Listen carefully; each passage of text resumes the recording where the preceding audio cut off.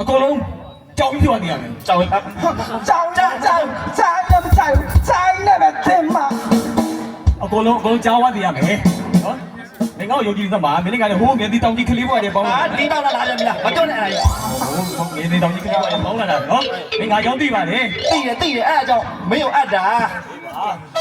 ငါရဲ့ဘူးဆိုရင်ရှမ်းစရာဆော်ဝါးကြီးနော်လက်ဝဲချန်ပီယံကျော်မော်ကြီးဟုတ်လားအေးမင်းသိရမလားသိတယ်လေအေးငါဘူးဆိုရင်စားစရာမရှိဘူးလက်ဝဲတခုလားသူ့ရပါလားဘယ်အခုဆိုဝါးစရာတော့မရှိတော့ဘူး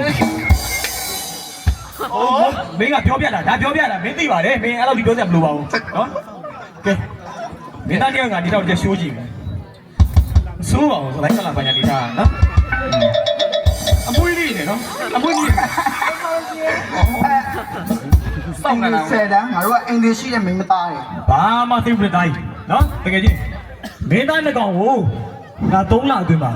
ကြကြရောက်ပြအောင်လုပ်ပြီးမယ်ဟုတ်ပြီလား3လအတွင်းလည်းမရဘူး6လမှရမှာမလေး3လမကြီး3လဒါပဲလေတိုင်းမင်းတို့ပြောတော့ဆက်တာမသိချင်ဘူးဆိုပြင်နေတိုင်းရောမတိုင်းချငယ်ရတိုင်းစီတော့စားကြလားနိကဲဒါပဲရ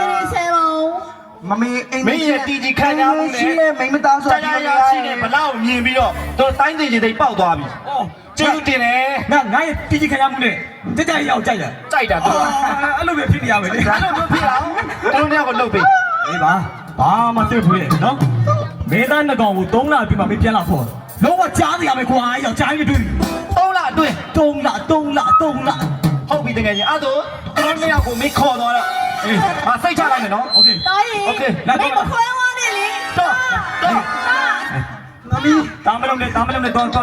ခွဲဝါနဲ့မမေဆောင်းကြီးတဲ့မှာဆရာပြင်လာတွေ့နေလာနေလေအဲ့ခန်းနဲ့ရောက်ပါတွေ့မယ်